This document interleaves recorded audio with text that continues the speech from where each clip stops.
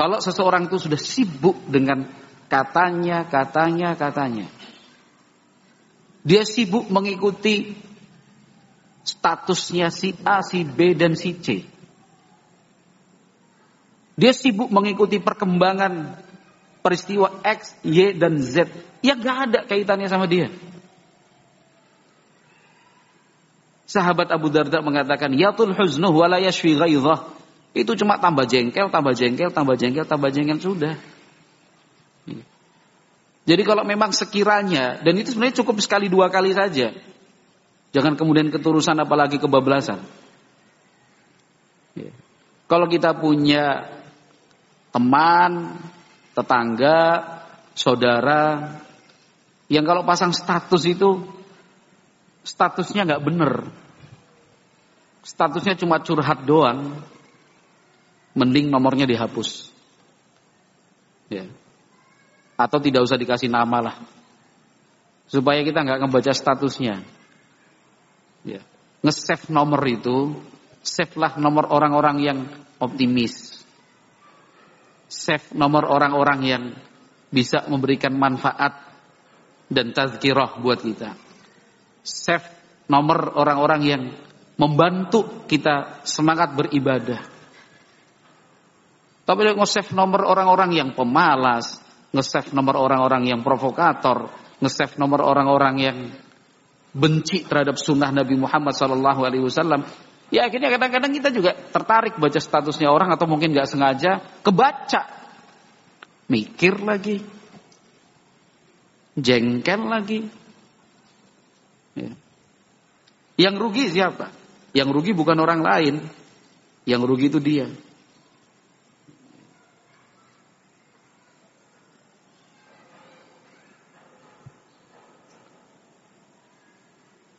Sahabat Bilal bin Sa'ad seorang ulama namanya Bilal bin Sa'ad rahimahullah. Beliau mengatakan, "Dzikruka hasanatika wa nisyanuka sayyiatika ghirrah."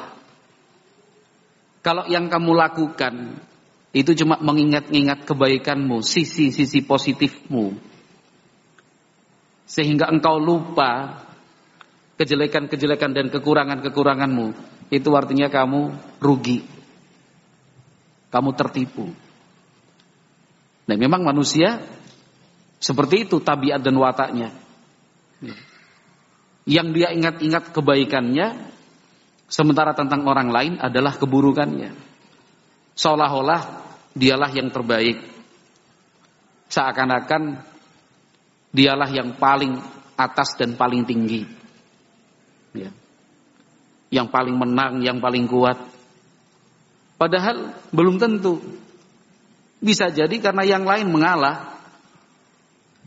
Mungkin saja yang lain kemudian tidak mau urusan dengannya, sehingga lebih memilih untuk menghindar. Bukan karena menang dan kalah, menang atau kalah, kuat atau lemah.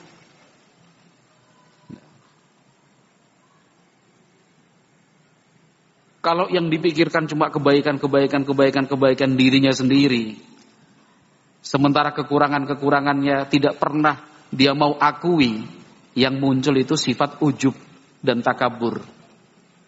Ya. Berlanjut dengan meremehkan orang lain. Ya. Yang lain kemudian dikata-katain, yang lain kemudian dicaci maki, yang lain kemudian dihina-hina. Itu akibatnya. Ya. Oleh sebab itu para ulama kita rahimahumullah, ya, sebagian ulama salaf mengatakan, adraktu qauman lam yakun lahum uyubun fadzakaru uyuban nas fadzakaran nasu lahum uyuba wa adraktu qauman kanat lahum uyubun fakaffu an uyubin nas fanusiyat uyubuhum.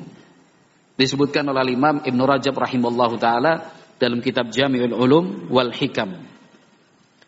Ulama salaf mengatakan, saya berjumpa dan bertemu, mengenali dan mengetahui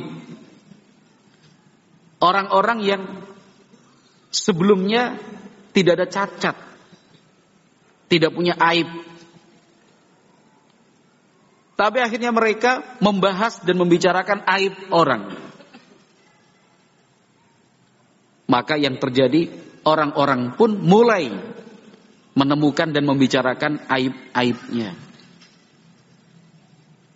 Wa adraktu qauman, saya juga bertemu dan berjumpa dengan sejumlah orang, mereka punya aib. Ada salahnya, ada cacatnya. Tapi karena mereka tahan diri, tidak mau menceritakan tentang aib orang lain, maka cacat dan aibnya itu kemudian dilupakan. Ya. Maksudnya apa? Itu ada dua keadaan disebutkan. Ya. Si A tidak diketahui memiliki cacat. Si A tidak diketahui memiliki aib. Si A suka membicarakan dan menjelek-jelekkan yang lain. Ya. Akhirnya orang-orang yang lain ini pun mengetahui lalu bercerita tentang aib dan cacatnya si A. Padahal tadi tidak diketahui dia punya cacat, tidak punya celah. Sebaliknya si B. Si B-nya punya cacat, punya kekurangan, punya aib. Tapi orangnya nggak mau cerita dan nggak mau membahas kekurangan yang lain. Akhirnya cacat dan kekurangan si B tadi dilupakan. Orang nggak membahasnya. Sehingga apa yang didapatkan seseorang itu tergantung dari apa yang dia lakukan. Al jaza'u min jinsil amal. Maka kembali kepada diri masing-masing. Amr bin Qais rahimahullahu ta'ala, disebutkan oleh Imam Abu Nuaim dalam kitabnya Hilyatul Auliya. Amr bin Qais mengatakan, idza syaghalta bi nafsik zahilta 'anin nas, wa idza syaghalta bin nas zahilta 'an dzati nafsik. Amr bin Qais rahimahullahu taala mengatakan, kalau engkau sibukkan dirimu dengan dirimu sendiri, orang tidak akan membicarakanmu. Ya. Tapi kalau engkau sibuk membicarakan orang, maka dirimu sendiri akan engkau lupakan. Ini semua kan kata-kata hikmah. Ya. Nasihat-nasihat penting dari para ulama rahimahumullah. Ya.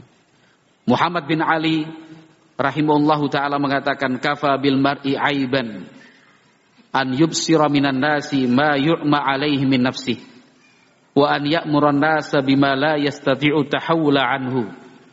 Muhammad bin Ali rahimahullahu ta'ala mengatakan, cukup sebagai bukti seseorang itu memiliki cacat apabila dia bisa melihat kekurangan orang, kekurangan itu ada pada dirinya tapi dia tidak merasa.